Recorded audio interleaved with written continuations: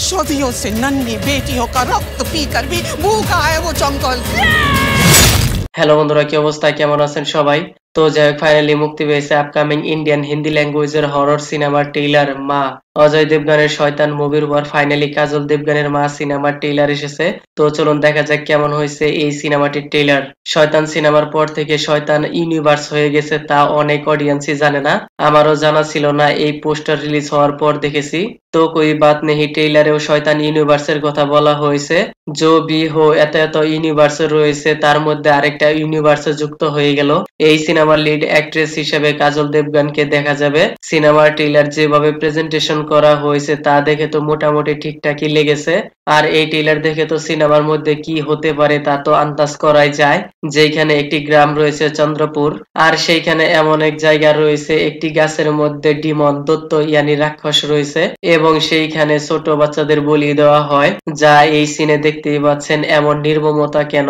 যাই হোক, ওই গাছের দত্ত ইয়ানি রাক্ষস গ্রামের বিভিন্ন মেয়েদের তুলে নিয়ে যায়। তারপর পালা আসে কাজল দেবগনের মেয়ে, তাকে উঠিয়ে নিয়ে যায়। কাজল দেবগন কিভাবে তার মেয়েকে বাঁচাবে, ওই দত্তর সাথে কিভাবে লড়াই করবে, মনে হয় সিনেমার স্টোরি লাইনে এই সব কিছুই দেখতে পাওয়া যাবে।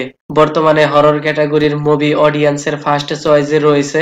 এই সিনেমার ট্রেইলার দেখে তো আচ্ছা কাছা গুজবম ফিল হচ্ছে। সেই সাথে একজন মা তার সন্তানের জন্য কি না করতে পারে, ভয়ঙ্কর থেকে ভয়ঙ্করতম সিচুয়েশন ফেস করতে পারে, সেই রকম অ্যাঙ্গেলও দেখতে পাওয়া যাবে।